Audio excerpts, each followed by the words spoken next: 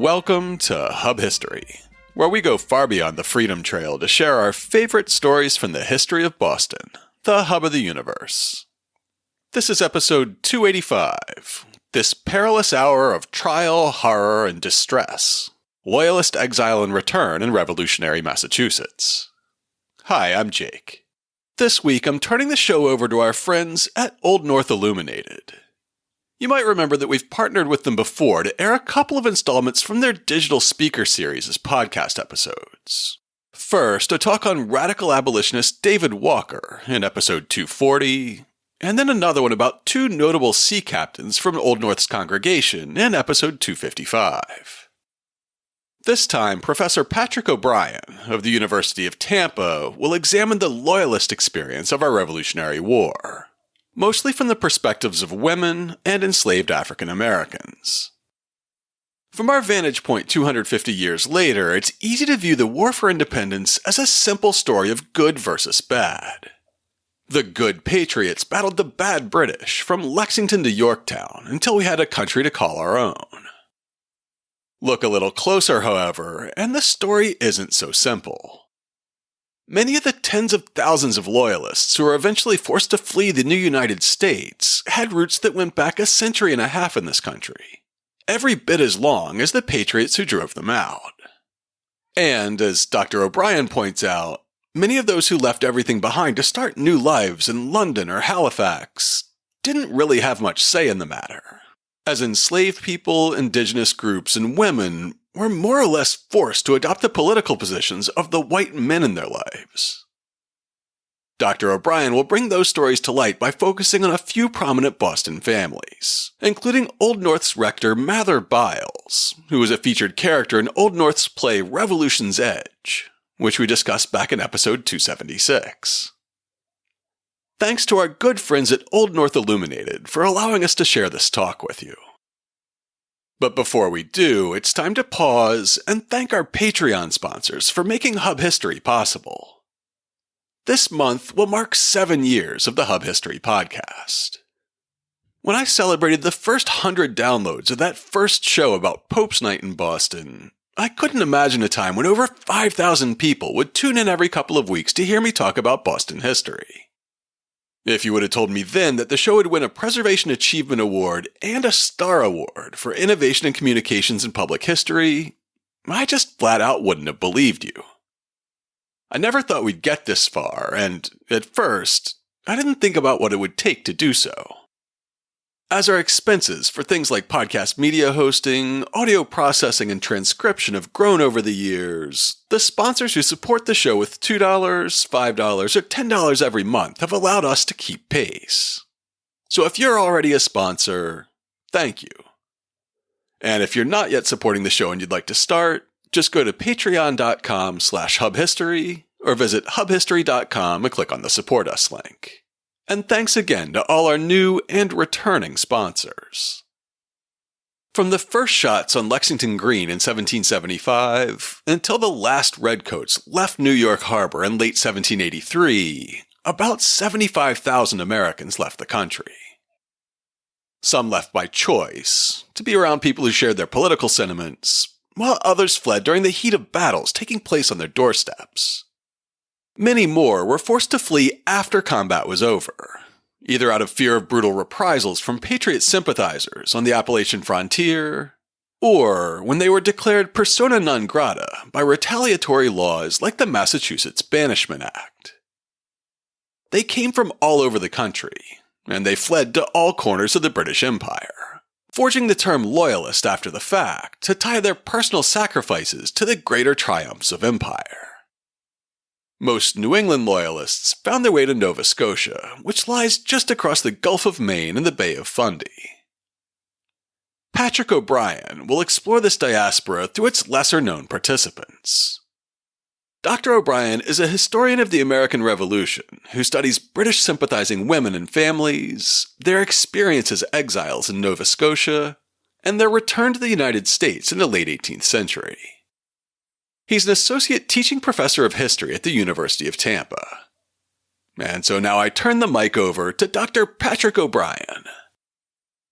I've titled today's talk, this perilous hour of trial, horror, and distress, Loyalist exile and return in revolutionary Massachusetts. And what we're going to be looking at today are a couple of key questions. First of all, we have to ask ourselves, who were the Loyalists? I think a lot of us come into a talk about the Loyalists with a certain idea of their background, both educational, social, but we have to be ready to reconsider who these people were, and importantly, how they experienced the American Revolution.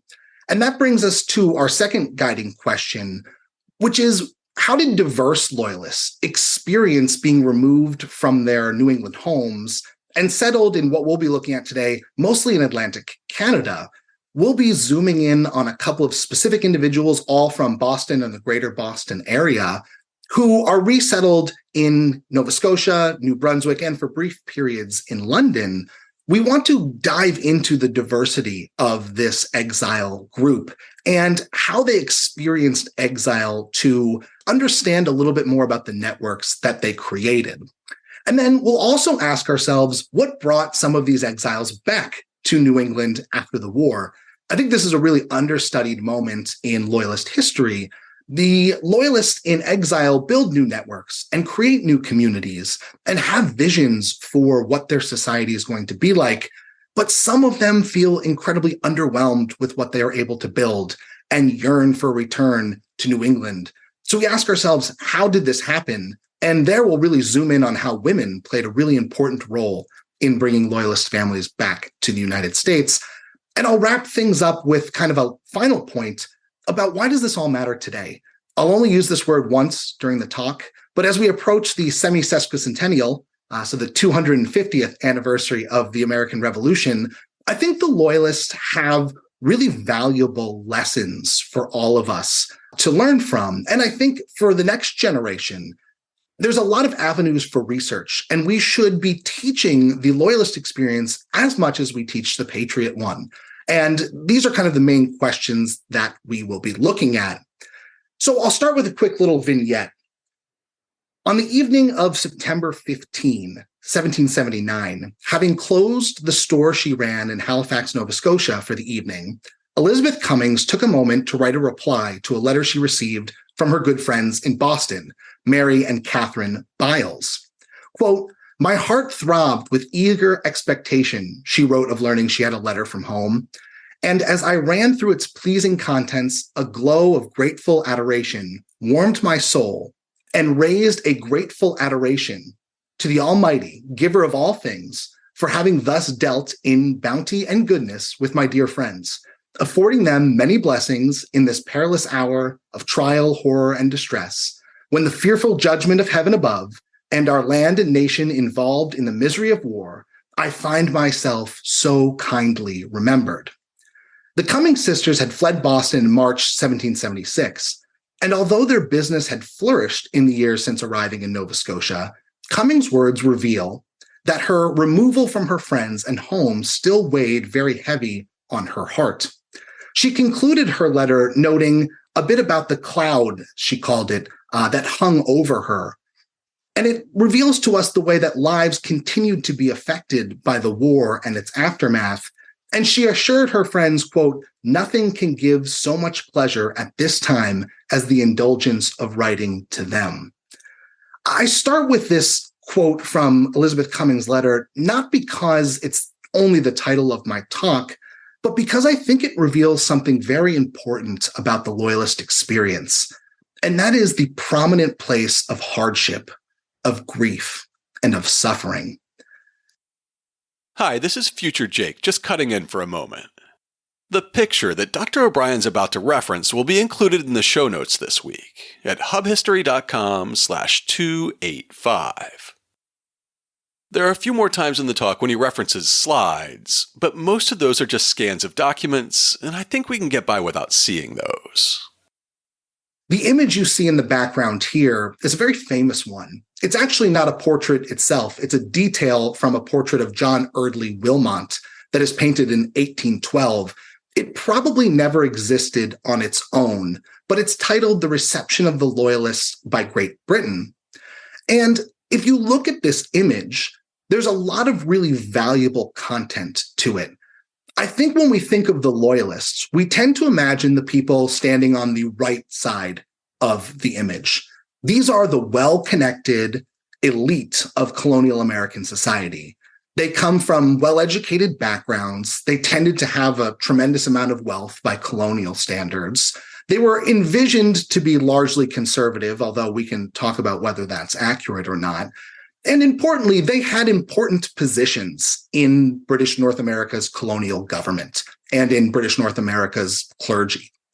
But as I think is more important about this image, if you look to the left of those individuals, you see that in 19th century America and Britain, it was well known that the Loyalists were incredibly diverse.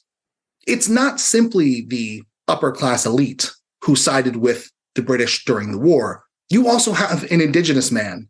You have free, formerly enslaved African Americans to the left who are reaching out to Britannia. You have a woman who's standing in mourning, veiled in black, to represent what she had lost during the war. And this is what I really want to emphasize about who the Loyalists were. We know that roughly 20% of the American population sided with Great Britain to some extent during the war.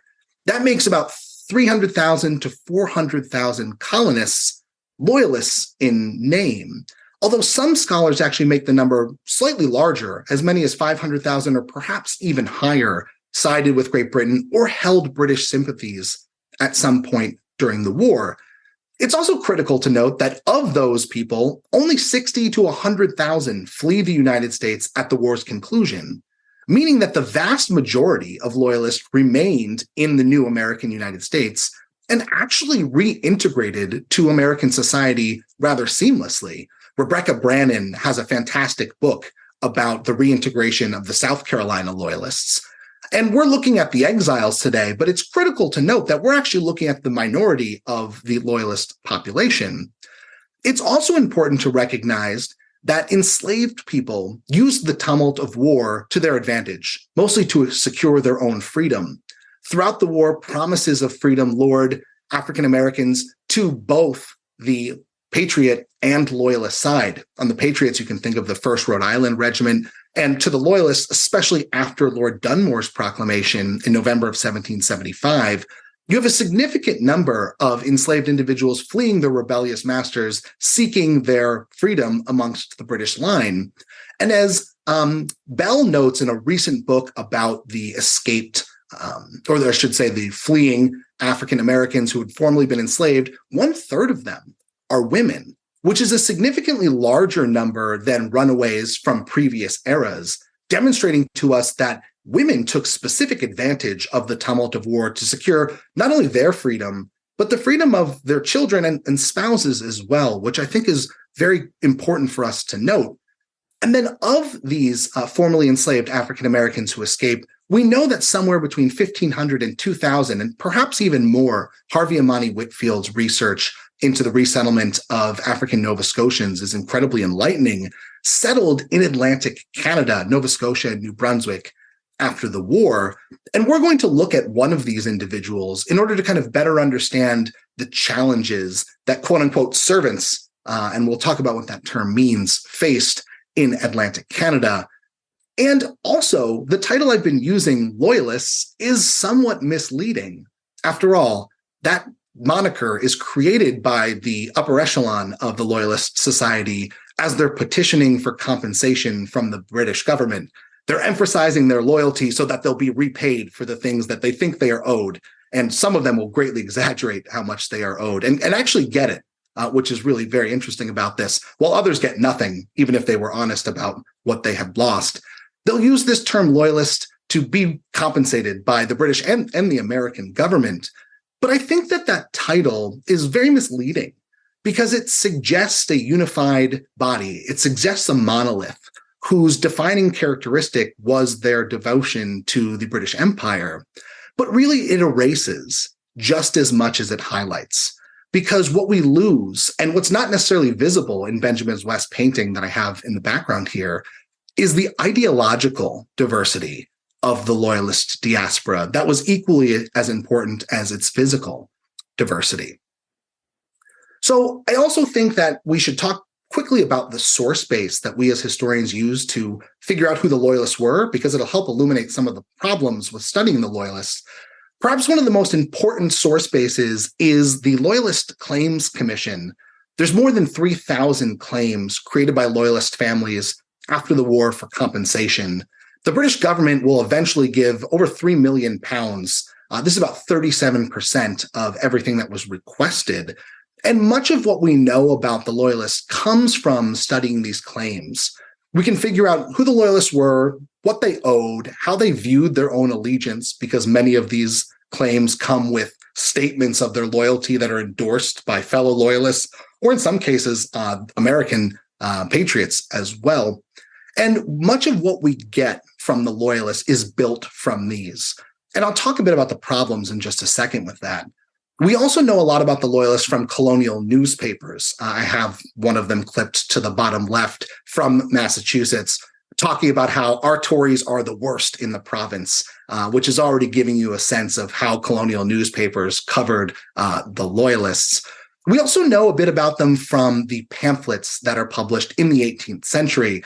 I love giving the students in my American history class one of them called The Deceiver Unmasked, or Loyalty and Interest United, which is the Reverend Charles Inglis of New York's rebuttal to Thomas Paine's Common Sense. All of my students have heard of Common Sense. They know a bit about it. But when they learn that there is a rebuttal to it, they're often left kind of shocked, and they really like working through the arguments that are made there. But these pamphlets are really useful for us as well. We use a number of personal writings, which I'll be leaning into very heavily for this talk. There's legislation that is created mostly banning the Loyalists from returning, although a lot of it is taken back after the war. And then to understand African Nova Scotians, perhaps the most important source we have is the, quote, Book of Negroes that was created by the British government for the resettling of free people of color in the Maritimes.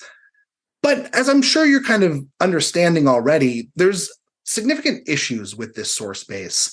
Let's start with the Loyalist Claims Commission. It's not representative of the Loyalists as a whole. For example, in Massachusetts, 81% of all of the claims filed by Massachusetts Loyalists come from the coastal counties, which were home to only about 51% of the Massachusetts population. So we know that these Loyalist claims skew towards the more coastal Loyalists. We also know that only 468 claims are filed by women. And Mary Beth Norton has done a really good job in writing an article showing what we can figure out from these claims by women, but that's a fraction of the overall Loyalist claims. So getting into the mindset of Loyalist women has proved challenging for a number of historians. As you saw from the pamphlets, a lot of them that are circulated are created by the elite. Charles Inglis is an Anglican minister. They tend to skew towards the specific Anglican view of loyalism, which is an important one, but again, not representative of the Loyalists as a whole. We know that Loyalists came from all walks of life. They represent a really good socioeconomic cross-section and ideological cross-section of colonial American society. And I think actually most importantly, something that really skews our understanding of the Loyalists are the things that are written in the early 19th century, by early 19th century American historians. When the first historians are writing about the American Revolution, they're trying to frame it in a way that pits the, plucky underdog against this big bad empire in order to kind of tell a moral lesson about the American Revolution. And to do so, they need a bad guy. And the bad guy quickly becomes not necessarily just Britain, but also colonists who sided with Britain or were perceived to have sided with Britain. The example I've got here is someone that people in Massachusetts probably know very well. That's Thomas Hutchinson, the last colonial governor. For those of you who've read a bit about Thomas Hutchinson, he's probably like a lot of us academics, very interested in the history of New England. I mean, born and bred New Englander whose family goes back generations. But in Mercy Otis Warren's hands, as you can see from this quote in her 1805 publication, he's dark, intriguing, insinuating, haughty, and ambitious. While the extreme avarice marked each figure of his character, his abilities were little elevated above the line of mediocrity. Which is pretty damning language to use. And what Mercy Otis Warren does, and kind of throughout that publication is extrapolate out from Hutchinson to cover all the loyalists. They all become self-serving, which is the opposite of the patriots in this case, who were self-denying, right? Who were disinterested, as John Adams would call them. And so you get this dichotomy that's not necessarily accurate. And I think one of the major takeaways from today is that loyalties in the 18th century were on a scale. They were fluid. One of my colleagues here at the University of Tampa, Casey Tillman, has written really well about loyalist women and the way in which their fluidity of allegiance is important to understand. There are devout defenders of empire. Don't get me wrong. We're actually going to start with one in just a minute. But there are also people who simply believed that the devil they knew, which would be the British Empire, is better than the devil that they didn't, which would be emerging American republicanism. And so you have also people who are willing to change their allegiances depending on who has sway at the time. So I think figuring out a bit about this sliding scale of allegiance is important. One thing I also write about is that when we think about allegiance, we often think, okay, it's either to the British Empire or to the emerging United States, or maybe the state in which people live. But there's also dimensions of allegiance. People had allegiance to more than just politics. There are family allegiances, which are incredibly important. There are religious allegiances, which are also important and often intertwined with politics. And there are a number of other allegiances, like to class and to place, that people have to negotiate as they're also weighing their ideas of the British Empire and the emerging American Republic. So I think thinking about this sliding scale of loyalty, along with the dimensions, demonstrates to us just how complicated it was to determine your allegiance in the 18th century and how difficult it is for us today to figure out whether it's fair to call someone a loyalist, as the term implies, or to kind of pay attention to their other allegiances as well. So having kind of said a little bit of a background about loyalism and the complications with studying it, let's look at some loyalists. I'll start with one of my favorites. This is Jonathan Sewell. And I think if we're thinking about loyalists, like who is the most devout of the people we are going to look at, Jonathan Sewell is my answer for today. He is an unwavering supporter of the British Empire, so much so that at the end of the war, when his family members are returning to the United States and very much urging him to come along with them, he says, get lost. He says, the world is big enough for all of us, meaning that I'm going to go somewhere else and I will never see my friends again. So this is someone who really has a gripe against the American Revolution. And I couldn't find a portrait of him, but there he is portrayed in HBO's fantastic John Adams series. Sewell is interesting because he comes from a very prominent family, as you can tell by his last name, if you're familiar with Samuel Sewell of the 17th century. But his father dies at a young age. The only reason he's able to attend Harvard is because his uncles, the Reverend Samuel Cooper of Brattle Street Church, and his other uncle, the Chief Justice Stephen Sewell, are able to raise the funds for him. And he graduates after some mischief. Jonathan Sewell's letters, by the way, if you get a chance, the Massachusetts Historical Society are fantastic because he is incredibly witty. So he's quite funny. And during his youth, he was rather mischievous. So he gets into some trouble at Harvard. This follows him for a bit, but he'll graduate in 1748. He'll teach for a bit in Salem before he goes on to open a law practice, very successful one, in Charlestown. He'll also marry Esther Quincy only a few months before his very good friend, John Adams, marries her cousin, Abigail Smith. He is an avid supporter of Thomas Hutchinson, which pays off. He's appointed Massachusetts Attorney General in 1767, and later he's appointed to the Vice Admiralty Court in Nova Scotia, which is stationed at Halifax. And Sewell visits briefly and is very underwhelmed with what's largely still a military garrison. It bears no resemblance to Boston. And so he will not take up residence ever in Halifax. Instead, he'll pay a deputy before the revolution to work his position for him. But after the famous powder alarm in September of 1774, when his windows are broken by an angry mob, he's actually away in Boston on court. His wife is home with her 2 young sons and 2 law students. The windows are broken after there's some kind of commotion. And the mob is only placated when Esther Sewell empties the cabinets of her liquor cellar to the mob to send them home. This will convince Jonathan Sewell that his family's best interests are not outside the city of Boston, but he moves closer to where the regiments are in Boston, which is important for our story because Jonathan Sewell is a firsthand witness of what occurs after the battles at Lexington and Concord, the siege of Boston. He'll remain not until March of 1776. He'll remain in Boston until September of 1775. But all the while, he's writing to his cousin, someone we'll look at a little bit later, Thomas Roby, who has already left for Halifax. And he's describing the hardship that plagues the loyalists, those who are remaining sympathetic to Britain in Boston.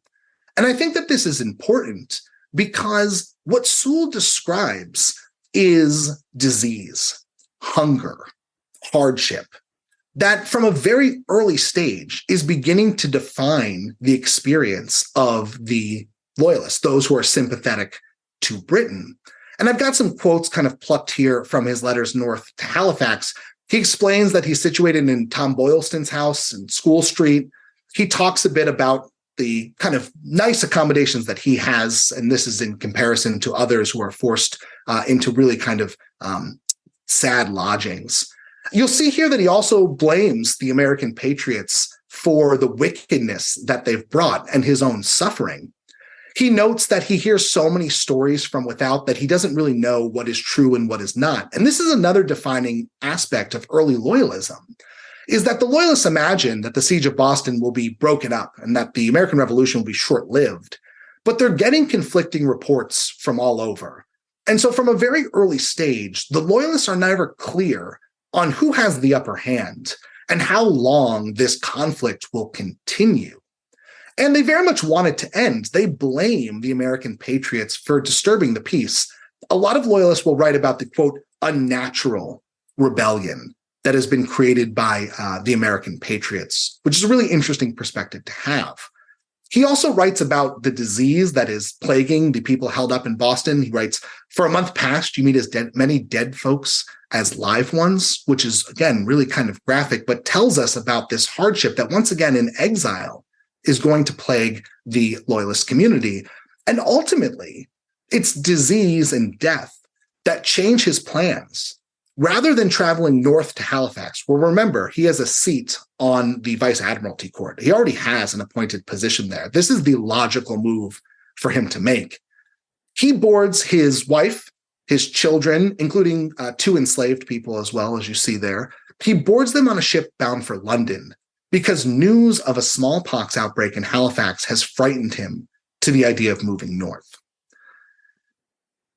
There's someone else held up in Boston that I know people at Old North are intimately familiar with, and this is the Reverend Mathers Byles Jr., who is, of course, the second rector of Christ Church. He'll famously hand over the keys on the eve of the American Revolution to the church. Mathers Byles Jr. is there in Boston as well, but he experiences the death and hardship of early loyalism firsthand. His first wife, Rebecca, dies in the summer of 1775, and it's unclear exactly if she dies of disease brought about by the overcrowding of Boston, but his mother also dies as well. So he's experienced death kind of twice during this period, and he will, in March of 1776, board, along with about 1,000 others, with the British troops bound for Halifax, Nova Scotia. He'll also take with him his 13-year-old daughter, Rebecca, his son, Mathers Byles III, his daughter, Elizabeth, Anna, and Sarah with him as well. And it's important here to talk a little bit about Halifax and about Nova Scotia. The Loyalists are very much persuaded early on in their settlements that Nova Scotia does not have opportunity. What's interesting about Halifax is that it's only about 415 nautical miles northeast of Boston. That's about a 4-day sail at the time. And this sail was actually rather tumultuous. Most of the Loyalists who make the crossing talk about how rough it was and how hard it was on them, a lot of seasickness. And if anyone's ever been to Halifax or the South Shore of Nova Scotia, you'll know that the geography and the climate is really not all that different from Boston or from other parts of New England. But for the Loyalists, these two places couldn't have been more different. I'll read you some of the quotes. Mary Bradstreet Roby, a fellow exile, will write in January of 1776, "So much for Halifax. I wish I had never seen it. Now, if I knew what to say more, I would write on by way of amusement for myself, for I have no other. And if I thought it would be any amusement to you, and had my New England head, I believe I should. But as that is not the case, and this dumb and stupid place furnishes no topic, either for conversation or writing, I shall conclude." And I think that quote is really powerful. Not only is it pretty damning of Halifax, but also she talks about losing her New England head. And I think what she means by that is that by removing to Halifax, she has lost a bit of her intrinsic character. This is an individual whose family's line traces back to the earliest days of the settlement of New England. Her great-great-grandfather was a former governor of Massachusetts. This is someone who believed themselves distinctly American, and removing to Halifax changed that for her. It caused her to lose her sensibilities, her New England head.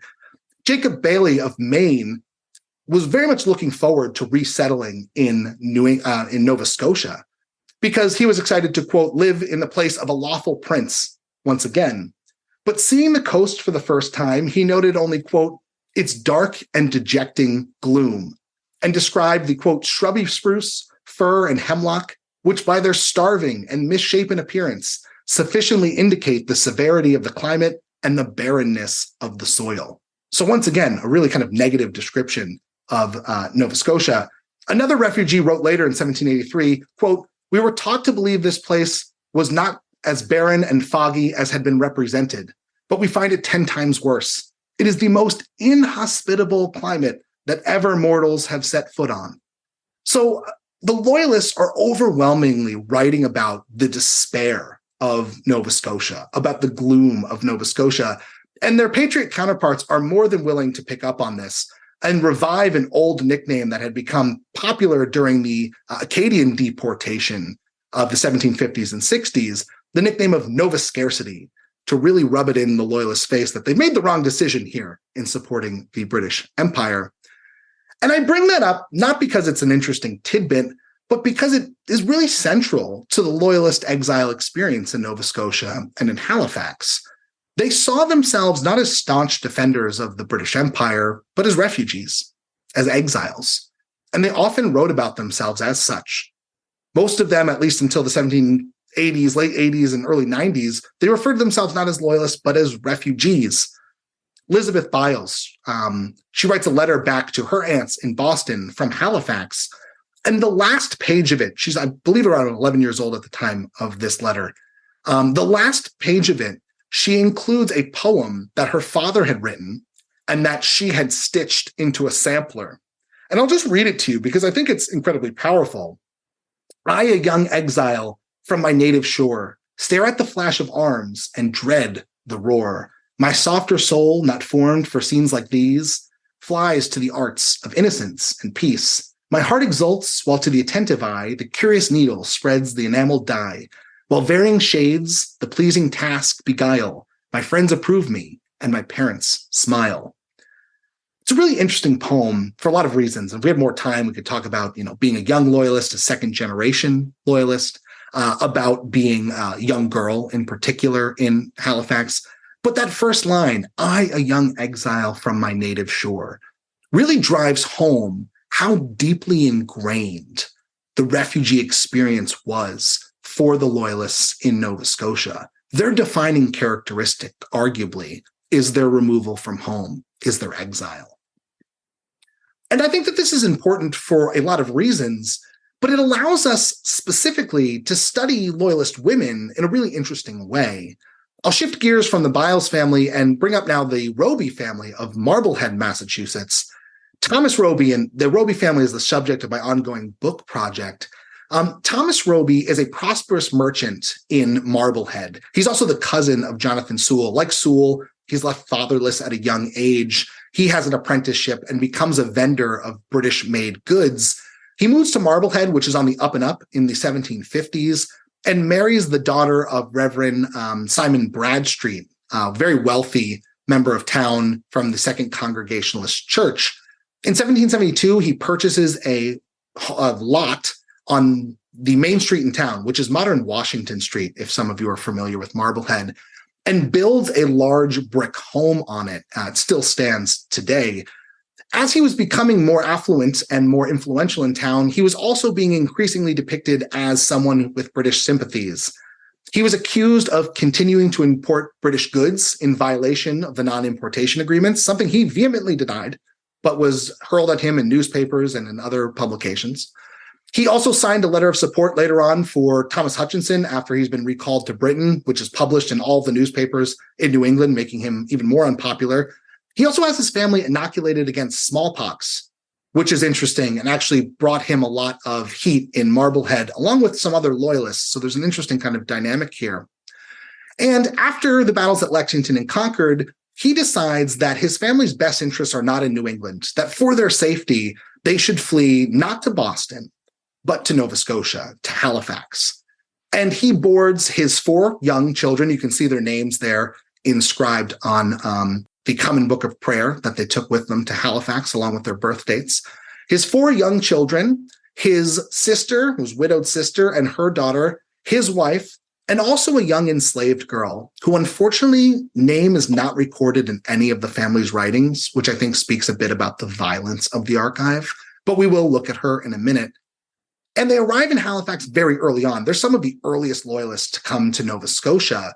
And this benefits Roby. As you can see in the bottom right there, he reopens his store, his importing business, and he does quite well, benefiting after the influx of 1,000 refugees in March of 1776, and then again later on thereafter when more refugees come.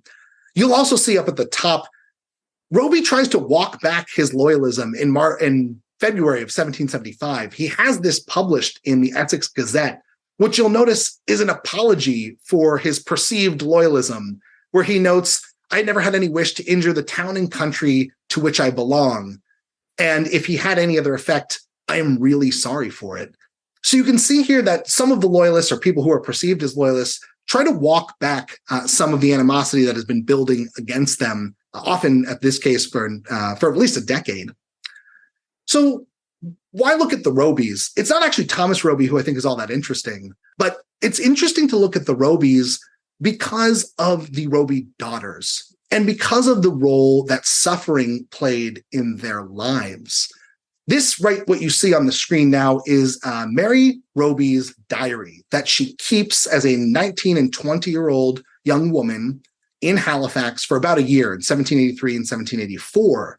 And it's one of the best insights we have into what daily life was like in Halifax for well-to-do loyalists like herself. I'm going to read you an excerpt from Friday, October 3rd and Saturday, October 4th, when Mary Roby is attending the funeral of a young woman. Quote, "Hetty and I were sent to be pall holders to a Miss Wood." Hetty is her younger sister, Mehetabel, or Hetty as she was known. "And though we never had any connection or even knew that there was such a person here, yet we were informed she had a brother and sister here and that they had recently arrived here. Finding they were decent people, and as strangers we pitied them and looked upon ourselves obliged to be in all powers of our service." And then in Saturday, October 4th, "Miss Lyde called to see us in the morning. Mama was out. She went to see some ladies who live opposite. They are strangers but people of character. Mama visited them from a motive of compassion, as they knew nobody here. In the afternoon, we went to the funeral. We imagined that as it was a person we had no regard for, nor had ever seen, that would be unaffected. But there is something so awful in death that we could not look at it unmoved. This was a young woman of 26 who after a short illness was cropped, as it were, in the flower of her age, in a strange place, unknown and unlamented." And I think what you see there is something really powerful.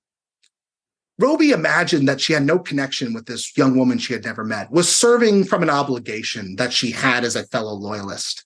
But upon attending the funeral, she expresses what was something that was very important to 18th century young women, and that is the idea of fellow feeling, what 19th century individuals would call empathy. This fellow feeling arose from nothing more than their shared hardship.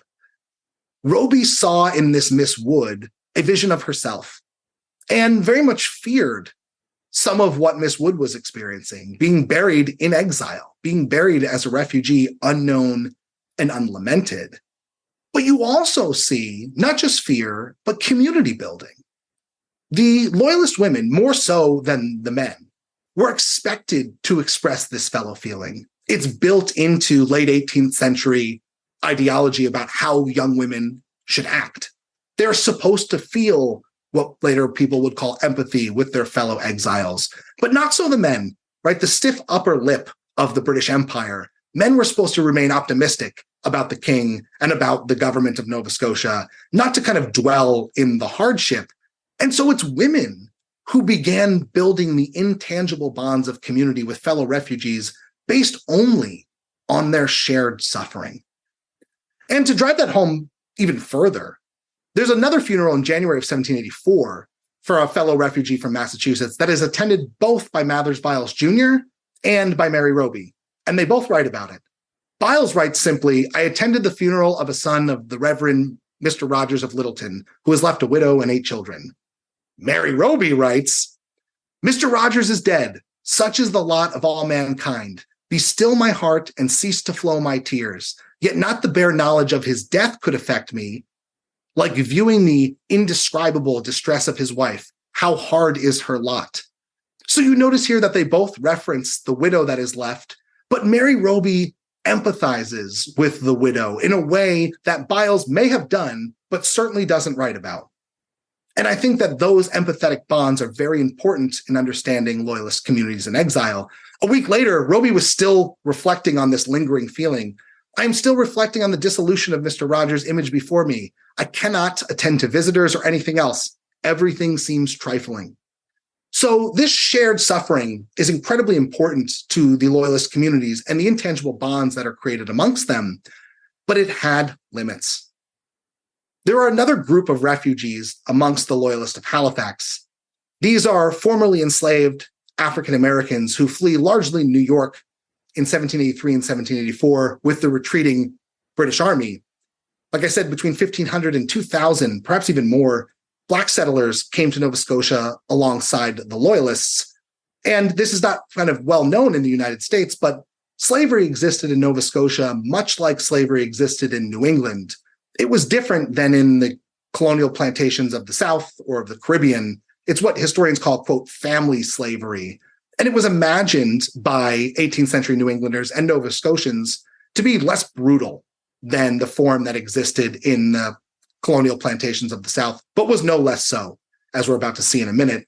And the settlers, including Loyalists of Halifax, actually regularly practiced the capture and resale of free Black individuals in Halifax, some of them to the West Indies, so much so that in the 1780s, the Nova Scotia legislature debates passing a law that would forbid the sale of formerly enslaved people to the Caribbean.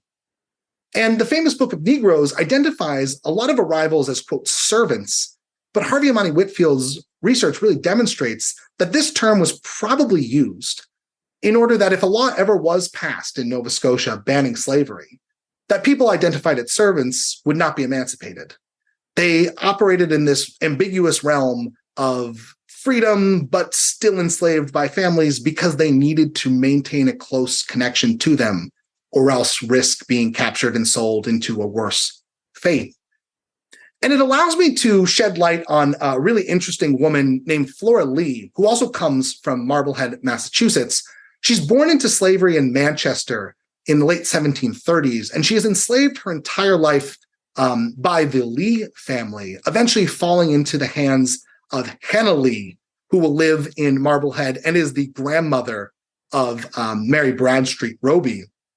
And around the same time that the Robys build their home on Marblehead's Washington Street, 1772, Hannah Lee gifts a young child, a daughter, who was Flora's daughter and had belonged to Hannah Lee. She gifts this daughter to the Robys. And when the Robys flee Marblehead in 1775, they take this child with them, who I mentioned before. I wish I could use her name to give her some agency, but unfortunately it's never listed in any of the records. And there's this really powerful letter that Hannah Lee from Marblehead sends north to Halifax in July of 1779. And I'm only going to read you the brief postscript on it because it's the only place in the archive where Flora's voice ever lives. The last line of the letter is, "Flora sends her duty to you and her love to her child." And this is a really powerful line and talks a bit about how the breakup of Loyalist families resulted in the breakup of Black families as well, but not because of their allegiance, because of their status as enslaved peoples. What's remarkable about Flora Lee is that that note was probably a reminder to the Robies about her continued allegiance to the family and a note to her daughter not to despair because her mother has a plan. Hannah Lee dies in 1781 and essentially manumits Flora. She leaves her a couple of possessions from her home. And Flora does something rather remarkable, and I'm not quite sure exactly how this is done, but she sails north for Halifax. And think about doing so being incredibly revolutionary. She is giving up essentially her freedom, what she had achieved in Massachusetts after the death of her owner, to return to slavery in the Robies' home. She's not enslaved, and the Robies won't write of her as a slave anymore. They'll write of her as a servant. But in Halifax, where free people of color ran the risk of being sold into slavery in the Caribbean, she had to maintain a close connection to the Roby home, where she was virtually enslaved again. Of course, this was a trade she was willing to make to be reunited with that daughter who had been taken away from her. And I think that this is a really kind of powerful moment of enslaved people or formerly enslaved people's agency. Sadly, that daughter dies in June of 1783. A measles epidemic rocks Halifax that same year, and some of the earliest casualties occur in the Roby family home, including Flora's daughter. And I'll read Mary Roby's description of this moment, and I think you should juxtapose it in your mind to the description of Miss Wood's funeral, because this is a girl who lived in her home, who had been spirited away with her from Marblehead, and this is how she describes the funeral. You'll notice none of the fellow feeling. You'll see the limits of the community of suffering. Came home, heard the little Negro was dead, felt glad that a period put to its misery. Is it not natural to suppose that I wished her sufferings to end? And as there was no other way but by her dissolution, I earnestly desired, I may almost say prayed for it. When it arrived, I felt a burden removed from my mind. So I think that juxtaposition is incredibly noticeable here. We see the limits of the community of suffering. Black loyalists suffered worse than their white loyalist counterparts, but there's no gilded misery, as Roby calls it here. This is a release from hardship. So you can see the real limits of the community of suffering. But Flora doesn't disappear from the Roby's writings. In fact, she actually increases. About a year later, she will bring a young boy named Prince into the Roby family home. And this young boy named Prince is incredibly interesting because he does not appear to be Flora's biological son. Instead, it seems to be a young boy that Flora has adopted, taken into her protection, and will care for as her own through, as we're about to see, the Roby and her repatriation to Massachusetts in the 1780s and 90s. Prince comes into the Roby family home on the eve of their first return to Massachusetts. In March of 1784, Mary Bradstreet Roby had given birth to her final child, a daughter named Hannah, after that grandmother who had passed away, Flora's owner in Marblehead. And the birth of this young daughter convinces Mary Bradstreet Roby that the family's interests are no longer in Halifax.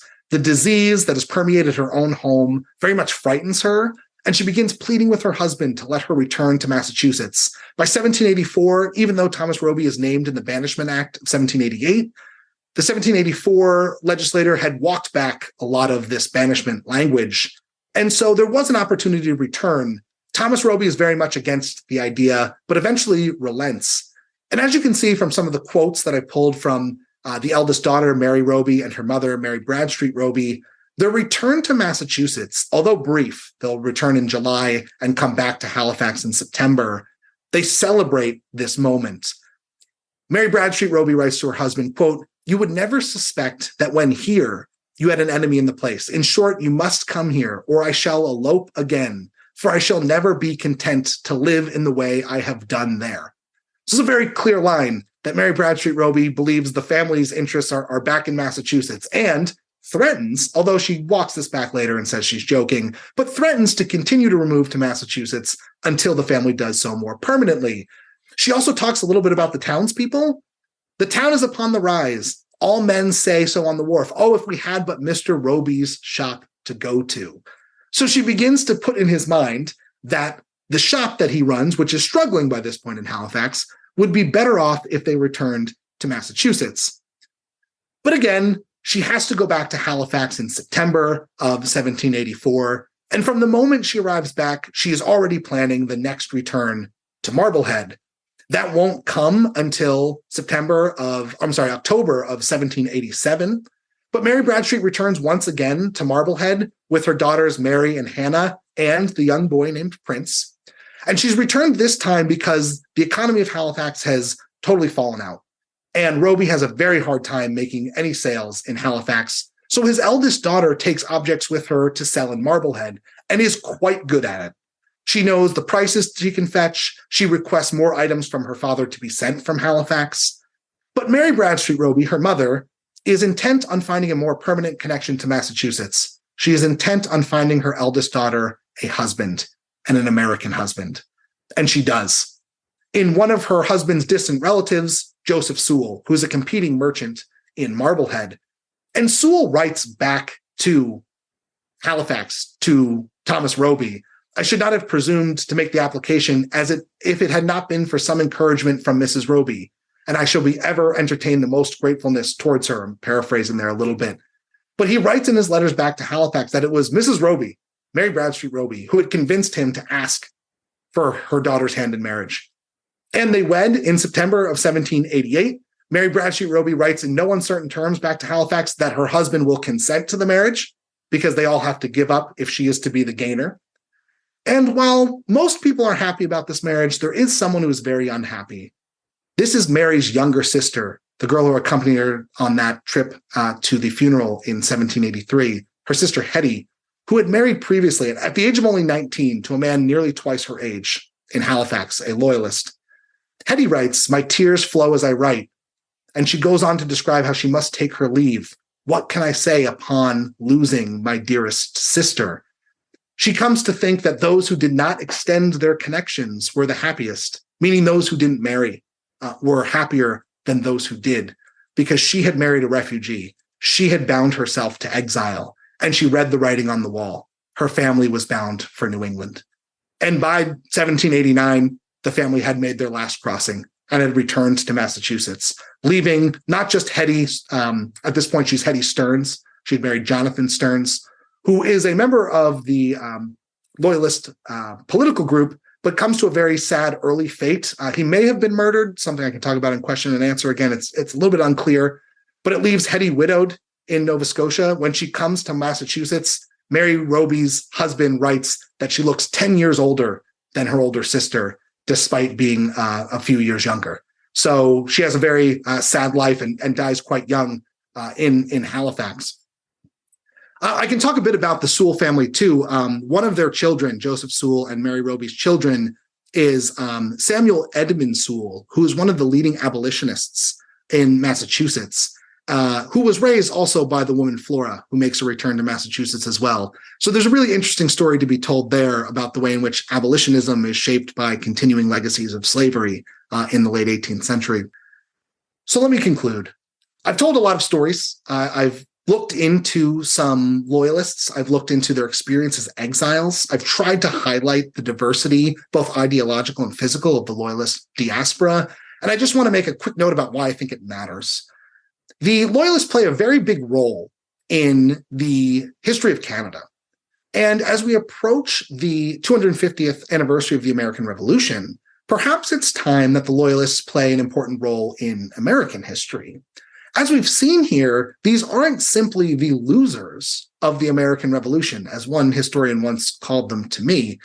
They occupy a really complex place in colonial American society, and the decisions they made have important ramifications on generations of their family going into the future.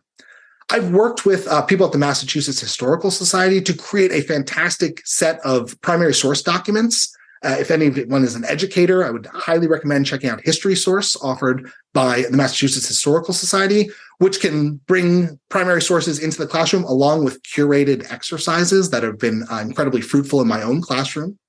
I think also, as we move towards Revolution 250, it's time American historians have deeper dialogues with their Canadian counterparts about these questions of allegiance and what they mean. And it's also a place for future graduate students. I think a really fruitful place for future graduate students to look into these stories of Loyalist women, of enslaved Loyalists, of free Black Loyalists, the communities that they built. What can we say about free Black communities in Nova Scotia and the connections to loyalism, about hardship, about rising above that hardship? And how can we tell a more complex story about allegiance at a time where people's loyalties are once again becoming prominent aspects of their character, or at least perceived to be so? Thank you all so much for being here. I hope this has been both entertaining and informational. Thanks to everyone from all over for coming. I really appreciate it. Thank you, everyone at Old North, for the opportunity. I really looked forward to this all summer. To learn more about Dr. O'Brien and Loyalist exiles from Massachusetts, check out this week's show notes at hubhistory.com/285. I'll have the portrait of John Early Wilmot that shows diverse Loyalists in the background, and I'll also include links to some of Dr. O'Brien's articles about Loyalist women, as well as primary sources and other background reading material about the Loyalist exiles. If you'd like to get in touch with me, you can email podcast@hubhistory.com. We're Hub History on Twitter, Facebook, and Instagram, and somehow still most active on Twitter. If you're on Mastodon, you can find my profile as @hubhistory@better.boston. Or just go to hubhistory.com and click on the Contact Us link. While you're on the site, hit the subscribe link, and be sure that you never miss an episode. If you subscribe on Apple Podcasts, please consider writing us a brief review. If you do, drop me a line, and I'll send you a Hub History sticker as a token of appreciation. That's all for now. Stay safe out there, listeners.